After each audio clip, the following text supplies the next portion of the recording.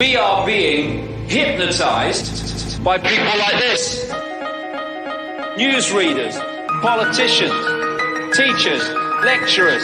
We are in a country and in a world that is being run by unbelievably sick people.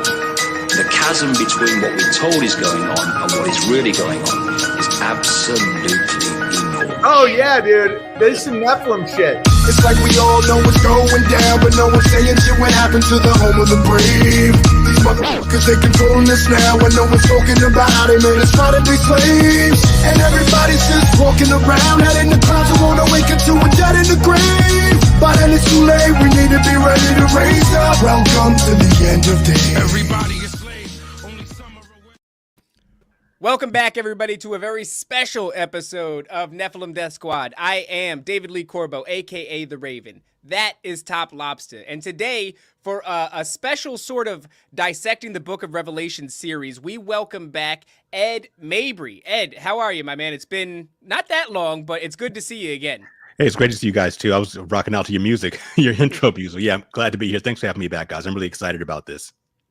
Absolutely. Yeah. So you've been someone that's been on our mind for a while, like ever since the episode ended. I'm like, gotta have him back on, but it's like, you don't want to call that girl after the first date right away. So like, let it sit, let it sit. And then I saw you finishing. I'm a couple episodes into your Revelation series. I'm like, this thing is great. Thanks. I want more people to see it, but I also want you to introduce our audience to it, because you know people are fickle. So I said maybe I could trick Ed to come in and talking with us again about this. Oh, now I get it. Okay, he knocked it out the park. Me. Yeah. So yeah, this will be some kind of a series. We don't know how long it's going to take, but I want you to run through what you've been running through on your show and hopefully give us a better understanding of this book. It's my favorite book in the Bible, and I don't understand it. Yeah, totally. So I've done. Well, I'm on my last episode, and I've done 60. I don't plan to do that many for this show. That's a lot. I think I'm going to try to make it maybe 15-ish. We'll see how it goes. I mean, we'll let it do what it does, but it won't be 60. I'm going to be condensing it for this audience because number one, I don't want to take over your entire show, and secondly, you can go to my channel, faithbyreason.net. That's my website. You can go to a YouTube channel, also Faith by Reason, my Rumble channel, all the same. You can go there and you can do the deeper dives. I go deep. Some of these are an hour long or even a little bit more than that. But I want to really do highlights and just kind of whet your appetite for what this book is all about. And like you said, Top, it's your favorite book. It is mine too. I love Revelation, even from the time I first became interested in the Bible and biblical literature and the Christian philosophy and all that stuff. It's a great book because it's so dramatic. I mean, there's so much incredible stuff happening. You've got these visions of Jesus, of the throne room, of God the Father. You've got these four horsemen riding around. You've got the Antichrist, the mark of the beast. You have the rapture, which is probably the most controversial the rapture, subject by the way, all of eschatology. Whether you believe there is one or when you think it happens, and I get into that. I promise, whatever your belief is about the rapture, my position is going to piss you off. So just be ready for that. You got all these. You got the mark of the beast. You've got these 100-pound hailstones, rivers and oceans turning to blood.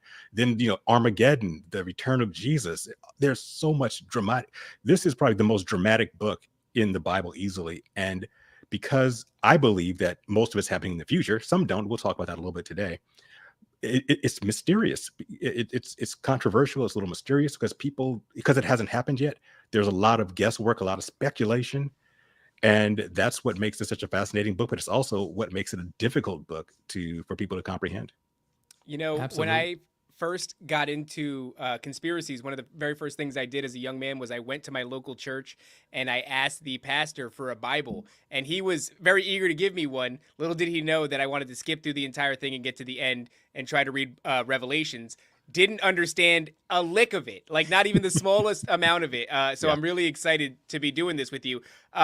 I guess take us wherever you want in regards to the starting point here and sure. We'll settle in. So, I wish I don't have a ton of time today, unfortunately. So this is really just going to be a primer. When we do this next, the next week and following, you'll have my full-time hour and a half, 2 hours to do a deeper dive. But this is really going to be like a commercial for what we're doing, what I'll be talking about in Revelation. So the reason Revelation is so difficult to understand is because I think that we don't always come at it with the right perspective. I think we're looking at it from the perspective of, what we personally think the Bible is. And most of us think the Bible is a story about us. We think it's a story about humanity and our struggle against evil and how to be better and our history and things like that. And that is in the Bible, just history in the Bible. There's, guides on how to behave, how to please God, so forth and so on. But the truth is, the Bible is Yahweh's story.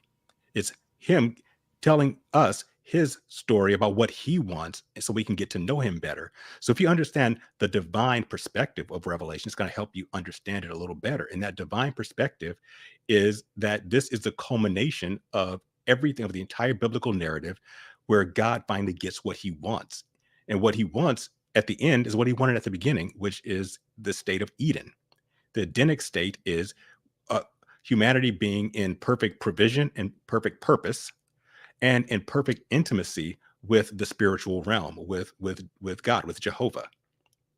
We, Adam and Eve had that, but then the rest of the story is us screwing up, the fallen angels, the Elohim screwing up. And the rest of the story, from basically Genesis chapter 3 to the end of Revelation, is everything that Jehovah God does to get us back to what he wanted in the first place. So the reason Revelation is so important to understand is that if the Bible ended without Revelation, this story would be a tragedy. Because look at what happened. Original sin. We keep screwing up. God floods the world to get rid of the Nephilim.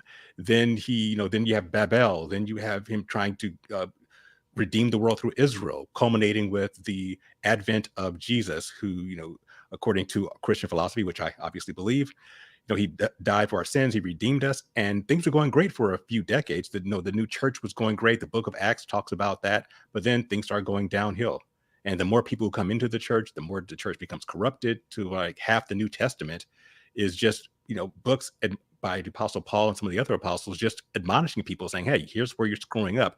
Here's how to get back on track. So it didn't even last 100 years. So it looks like if not for the book of Revelation, Jehovah never gets what he wants. But this book is about the last stage of him getting what he wants, which is getting rid of spiritual evil, getting rid of all evil, and then returning us to an Edenic state. So what I like to do is, when we start, obviously you're going to start with the first chapter, but just looking at the first few words, which gives you the perspective of the book. And the first words are the revelation of Jesus Christ, which God gave to him. So first thing is, and this is kind of just a little pet peeve of mine, it's not the book of Revelations. It's the book of Revelation, singular. It's a singular revelation of Jesus, which God gave him. So what we have here is, go ahead. I had to check my spelling. I was like, oh, I hope I didn't mess that one I up. was No, wondering got it that too. right. Okay. I didn't realize we could see it. Look, my dad is a pastor, and he calls it the book of Revelations. I'm like, Dad, come on. You got to do better than that. That's the second word in the book. It's the revelation. But it's a minor pet peeve. But what I want people to understand is that this is not a book of a bunch of revelations. It's not about that. It's about a singular revelation.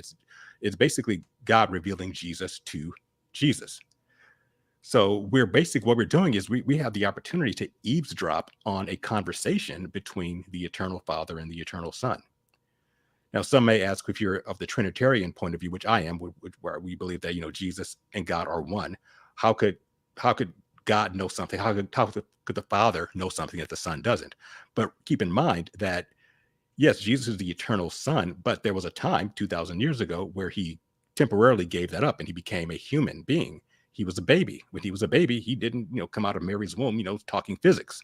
He was a baby, cried and peed and pooped like any other baby. But it says in the book of Luke that he grew in grace and favor with God and men. So he started getting information, and he was getting information from God. So this is kind of the culmination of that, where when he ascends to heaven, God gives him, in computer terms, a download of all this information.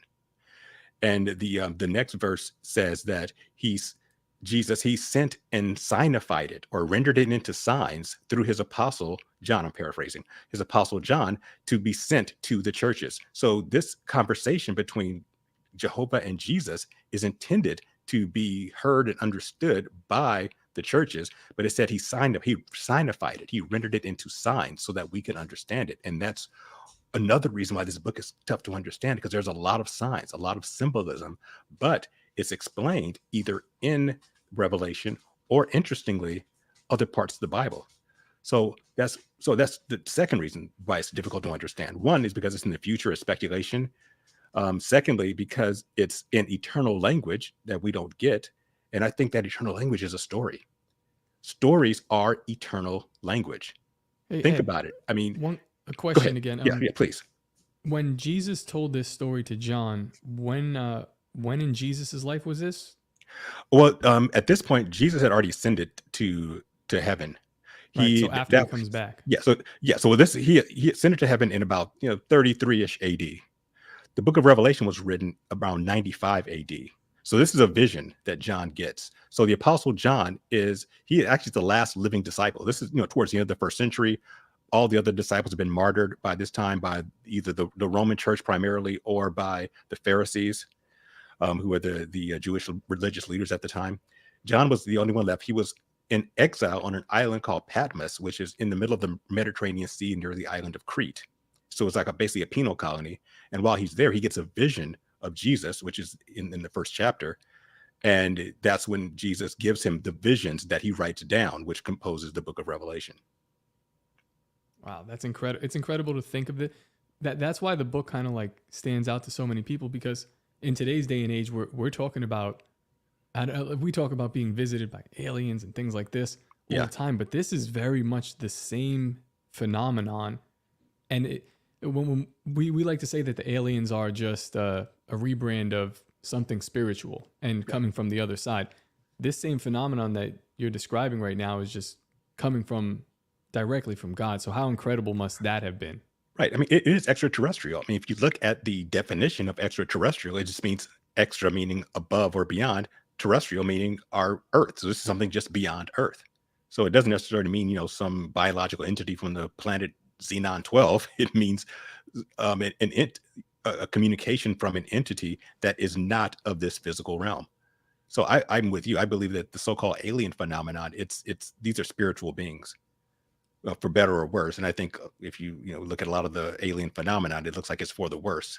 So I think that they're not communing with biological entities from another planet. I think they're communing with other spiritual entities. But in this case, the spiritual entity that the apostle John was communicating with was Jesus. So he was given this vision. So I just want to say the third thing that makes it difficult to understand for a lot of people is because you need to understand the rest of the Bible in order to understand Revelation. And I'll point that out as we go along with this series. But if you don't understand, the book of Daniel, the book of Isaiah, Genesis, all the rest of it, you aren't going to get it, because it references, just like a good conclusion to any book, it references all the main points that happened previously. The Nephilim are in there. We're going to see them when we get to chapter 6.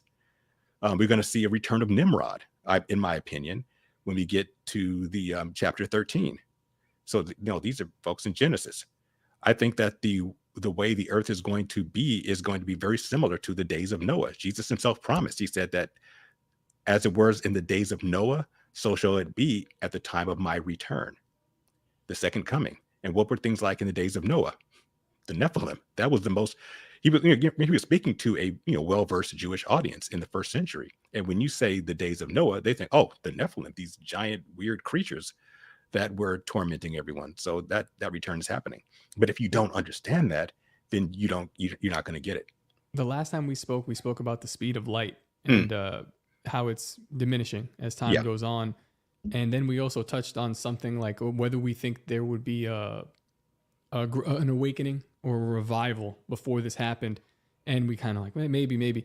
But as you're saying that, if things will be as they were in the times of Noah, then the speed of light has to speed up a little bit in order for us to see these supernatural things. So a great revival or something that draws us closer to God, in a way, kind of does make sense in order to kick those things off. And then it gets weird. Yeah. Well, that could possibly be. Here's one thing that I know we're getting off topic a little bit, but it's because something I've been talking about with a friend of mine, about the way things happen towards the end of time, where the speed of light is slowing down, but it also seems like time seems to be speeding up. There's something that Jesus says that unless those days were shortened, the time of this this end time, there would be no flesh saved, like no one would survive. Well, how do you speed? How do you shorten the days? Well, you're not going to make if it's going to be 7 years, and we talk about what that means, a 7 year tribulation that is a part of Christian eschatology. Well, it's got to be 7 years. He can't say I'm going to shorten it to 6.5. No, otherwise he'd be stating a mistruth. But it could be that time is speeding up. Could it be that as light slows down, time speeds up? Why? Because time is decay. It's chaos. So as light, which is order, we talked about this last time, instability decreases, then naturally chaos is going to increase. And as chaos increases, decay increases. That's the second law of thermodynamics. So that may be that time is speeding up. And how would you be able to tell that since we're in time? I would say that ask yourself, do you feel like it takes you like you don't have enough time to do the things you used to do? Yep. Yeah. Look at COVID. And anytime somebody brings something up, I'm like, I don't remember anything since COVID because it's all been a blur. Look at the news cycle, right? It's like we used to laugh about how the news cycle would be like, in a month, this is going to be forgotten. Dude, in 2 days now, things are forgotten. 3 hours. In 3 hours, and we're on to the next thing. The cycle is so quick. Yeah, I could see that. Yeah. So the thing with Revelation and the reason that I think can be understood is because it says at the very beginning, it's intended to be. Are we going to know everything? No. Do I know everything? No. There's some areas where I don't know, and I will tell you that where I don't know things, but I'll give you my best guess. I mean, there's a place like, for example, there's in chapter 8, you have these demonic locusts that come out of the abyss, and it says that, and this is one of the trumpet judgments. It says that they'll be tormenting men, these giant scorpion-like locusts. They'll be tormenting men, and it says men will seek to die, but they won't be able to. I'm like, I don't understand that fully. How can you want to die and not be able to? Why can't you jump off a building? Why can't you shoot yourself? Right. I have some theories about it, but I'm not sure exactly. But I'll tell you that it's theoretical. There's also, I think, in chapter 14 or 15, where it says that 7 thunders utter their voices, and John is about to write it down, and God says, no, don't write these down. Seal these up till the end times. So what do those thunders say? I don't know, because it hasn't been revealed yet. So all that to say is there are areas that are going to still be mysterious, but we're still going to do the best to our ability to understand it. And and that's what the perspective that I take.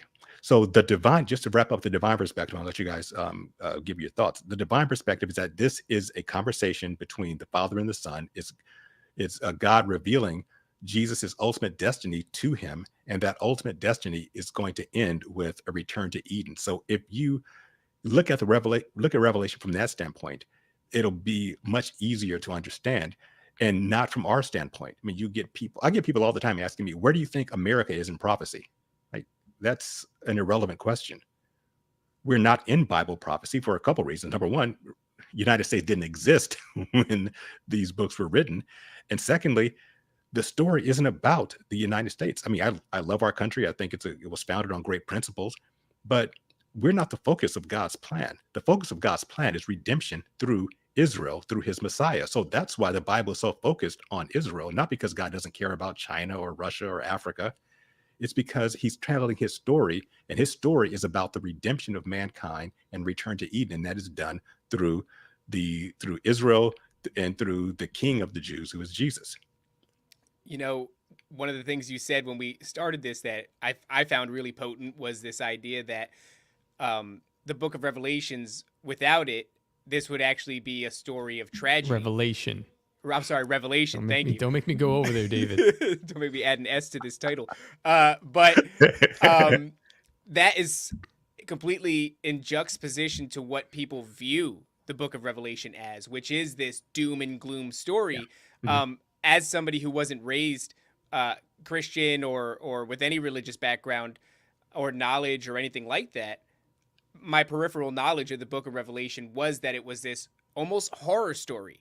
Mm-hmm. But to hear you say that is something that I knew on some level, but I hadn't been reminded of that as potently. It's like without the book of Revelation, this is actually a sad story, and that it's the best part. It's the part where God gets what he originally intended for us. And so I just kind of find that beautiful because it is the public perception of it is not that, I would say.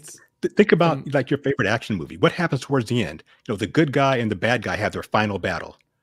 You know, the good guy is getting his butt kicked for a while. Then he finds it within himself to beat up the bad guy. He finally wins. He goes to his the princess, the love of his life, whoever he is, and they live happily ever after. That's what Revelation is. It's that final fight, which is brutal. But what happens after the final fight? The good guy wins. He gets his prize. He gets the love of his life, or whatever he was fighting for. And then, it's all happiness and roses. So that's what it's about. So, so if you focus on both of those parts, and you'll see, it's going to be brutal. But understand this is really important. And when you get to all the cataclysmic judgments, those were not intended for human beings. God did not intend for humanity to be judged. He only intended to judge spiritual evil. His intention was for all of us to be with him. And then, he judges all the fallen Elohim and the Nephilim and all that stuff.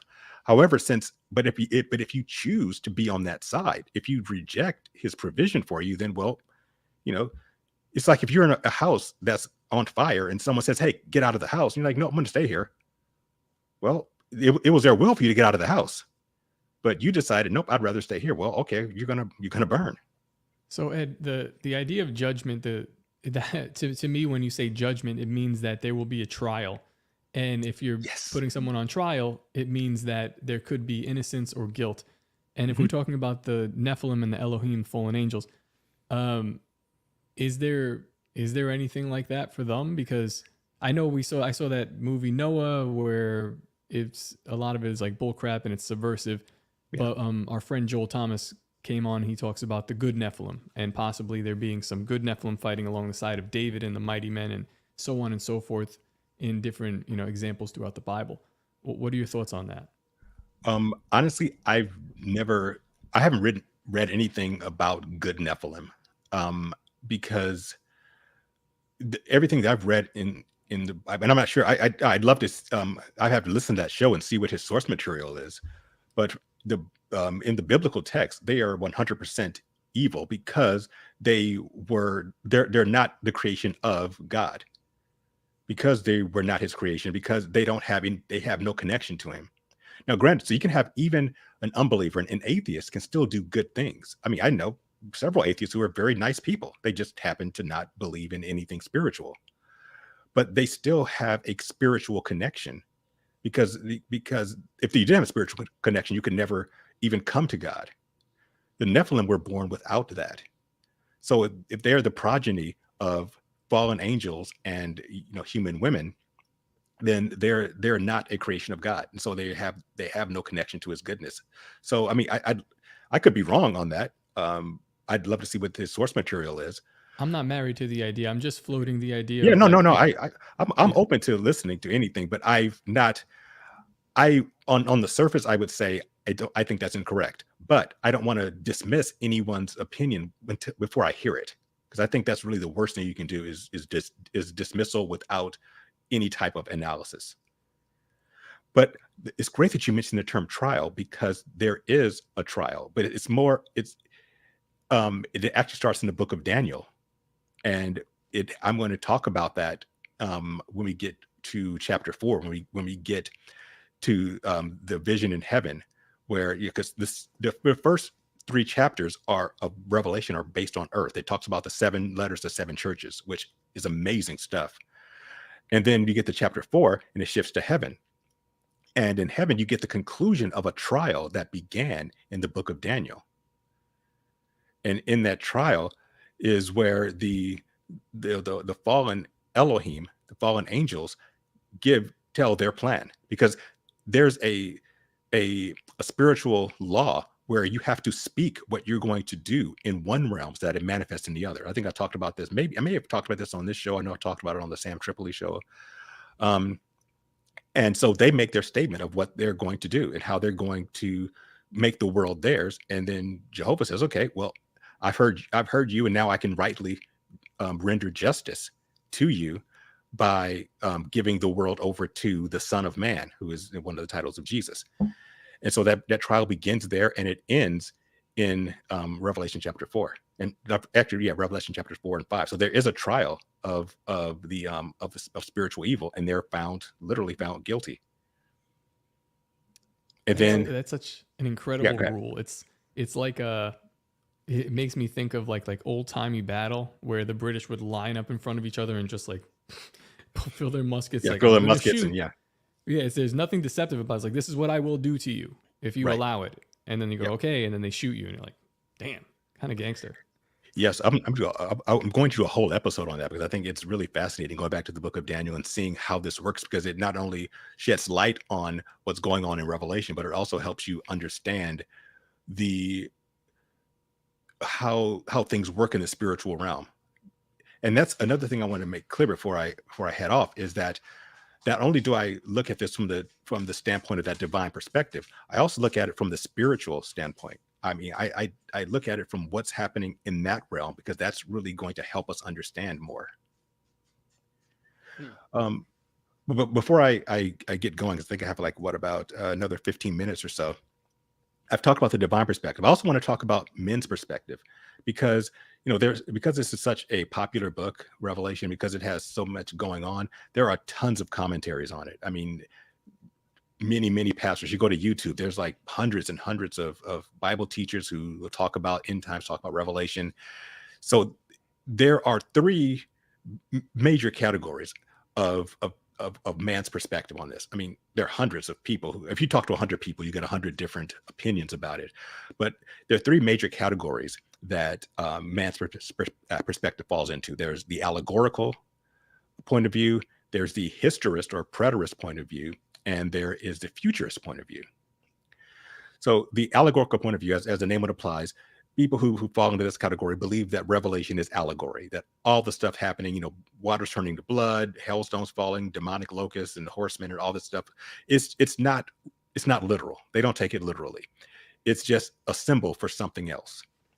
A lot of secular historians believe that the Apostle John was basically a Jewish patriot who was writing this book as a treatise against the Roman Empire, but he couldn't write it directly. Otherwise, it couldn't be distributed.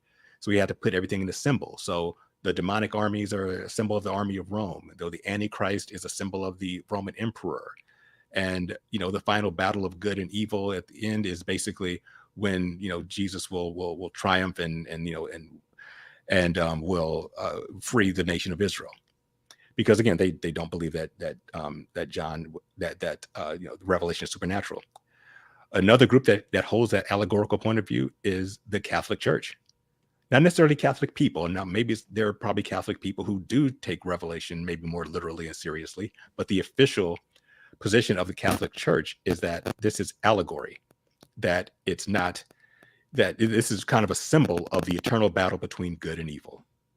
Which, okay, if that's the case, then it basically makes Revelation worthless, because, okay, it's just a story about symbols and good and evil fighting. It's a nice story like Lord of the Rings or something, but it doesn't give it any impact on your life.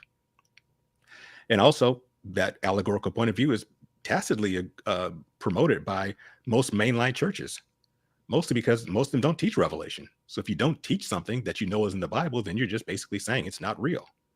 And I think they don't want to teach it because it's uncomfortable. There's some uncomfortable stuff that happens. I mean, there's a lot of death. There's a lot of destruction. And if you preach Revelation a lot, then maybe those, the offering plate doesn't get as full on Sundays, and you're not able to afford your Bentley anymore if you're a mega pastor. So, oh boy, you're right. You can't afford to fly in that private jet if you aren't getting the donations, and you only get the donations if you talk about peace and love, and Jesus is going to give you a bunch of money if you believe hard enough. Sorry, I'm getting on a tangent. If you don't explain Revelation accurately through a spiritual lens, and then you can't explain the rest of the Bible, which is why most people are interested in the book because of that. And it's Yeah. why I was never really interested, especially in the Old Testament. It kind of was like, this stuff is boring. You're teaching me, I guess maybe they're teaching me allegorically, but when you start looking at it, you're like, oh my God, like, what are you really telling me? This book is Right. crazy. Yeah. So obviously, I don't take that point of view, the allegorical point of view.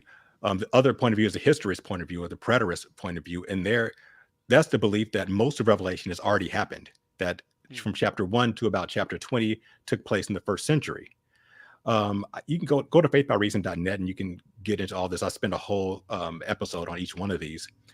But basically, they go to Matthew chapter 16, where this is their entire point of view is based on their entire doctrine is based on this one verse where Jesus says, he's talking to a group of his followers. He says, there are some of you who are, I'm paraphrasing, there are some of you who are standing here who will not taste death until they see me coming in my kingdom. And they took that to mean, okay, well, Jesus means that the people are going to be alive to see his second coming. But the problem with that is that when you're using the English translation and you don't, stay cognizant of the idea that the Bible was not written in English. It was written in Hebrew, Greek, and Aramaic. It was translated. So you need to look at the original language. And what Jesus actually says is, there's some of you here who will not die until you see me appearing in my royal authority.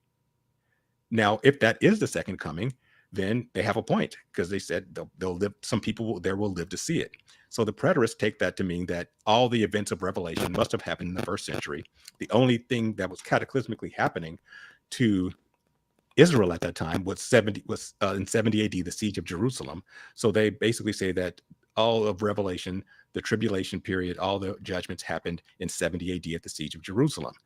Problem is, none of that stuff actually happened. All the hailstones didn't fall, the locusts didn't come out, nothing was turning, rivers weren't turning to blood. No, the Antichrist didn't set himself up in the temple to be worshipped. None of those things happened. So they kind of have to allegorize it as well. But the quick solution to the preterist point of view is that instead of waiting till 70 AD, use Occam's razor. Look at the simplest explanation. The very next chapter, in chapter 17, is the transfiguration of Jesus. He goes to Mount Hermon. He's transfigured before a group of his disciples, a subset of those who were there, and he was transfigured. He appeared in his royal glory. So it happened. It didn't happen in 70 AD. It happened in the next chapter. But preterists believe that. They're a very small and very vocal group, but they believe it. And they also believe that Jesus returned to earth in 70 AD, but I guess no one decided to jot that down anywhere. But anyway, obviously I don't take that point of view. And the final point of view is one I take, which is the futurist point of view, which is that most of Revelation from chapter 4 to the end of the book hasn't happened yet. And why do I believe it hasn't happened yet? Because it hasn't happened yet. so You know what I'm realizing, that's the point of view I take. I'm realizing, like, as Ed's talking, and I'm like totally enamored with this whole idea, and I'm so excited to go down this path that we're gonna, end up doing this sort of series. And I'm like, oh my God, we need to do like a Bible study. Like, we need to. I'm realizing this in real time. I'm like, we can't. We've had people in our Telegram do they've been trying to form a Bible study. It's funny how they keep on building community. Every time I look at it, I'm like, what's going on in this place? Just more and more. They're working on it, but yeah, we should. This is the start of it. So yeah, I actually think this is a good place to leave it. You got 5 minutes before you got to go wherever you got to go. So let's leave it here. The people are thirsty. They're thirsty for it. I'm excited. Do we know when we're doing the next one? Up to Ed. Yeah, I already blocked off next Friday. Okay. I blocked off a couple hours to do it. Well, let me just say, in my last bit of the commercial, here's what you guys are going to get. I just want to tell the audience, this is what you guys are going to get. You're going to get a deep dive into a lot of stuff. There's no stone unturned. I'm going to talk about all the controversies. I'm going to talk about the rapture. I'm going to talk about the 4 horsemen. And I guarantee you, there are some areas there that you are going to completely disagree with me on, because they're going to be things that you may have never heard before. My take on the rapture, I think, is fairly unique. I believe the 4 horsemen are something different than what everyone else thinks it is. We're going to talk about the Gog-Magog war, which I didn't know was as controversial as it actually is. But when I did my series on it, I got more comments on that than any place else, because people think that it's Russia invading Israel. I don't think it's that at all. The millennium, is there a millennium? When why don't people believe that Jesus is going to rule for 1,000 years? Why don't they want him to rule for 1,000 years? So we're going to get into all that. We're going to get into what the mark of the beast is, and again, I think I have I would say a unique take, but I have a different take on that. So what I'm going to guarantee you is it's going to be an exciting ride. It's going to make you think. And here is the test. Don't believe anything I say unless you research it yourself. That is about, if you just take what I say and run with it, you fail the course. I actually go a step further. Whenever it comes to things that I say in particular, I always temper it to the audience. If you believe without researching what I say, then you're just as retarded as I am. And so I think that you put it much more elegantly, but I'm very excited, man. I can't wait to start going down this path. And I feel like I need to scramble now to try to understand some things and do some homework until the next episode. You've got 30 years of being forced to go to like Bible study, and you can do that in a week. To do in 1 week. In one week. Good luck. Well, I'm just going to come back next week just shaking. Yeah. If you want to head start, just go to faithbyreason.net. Everything's there in long form. But if you want to just get your appetite whetted for this, then please come back next week, and we'll do it in a shorter form. And if you want to take a deeper dive, it's all the information is there for you. Like I said, 60 episodes. Absolutely. Listen, definitely, if you're not listening to his episodes after this, you have also failed. Come back next week, and Monday we're going to be on with Dr. Narco Longo. I don't know if that's live. Yeah, we're going to be on. We are going to be on Dr. Narco Longo show. I don't know if that's live, but yeah, we'll be there Monday, and then I know we'll have probably Tuesday, a Neph to America, and then we got to figure it out. We'll figure it out. All right, Ed. Thank you so much again, and we'll see you next week. Peace out, guys. The greatest hypnotist on planet Earth is a oblong box in the corner of the room. It is constantly telling us what to believe is real. If you can persuade people that what they see with their eyes is what there is to see, you got them. Because they'll laugh in the face of an explanation that portrays the bigger picture of what's happening. And they have.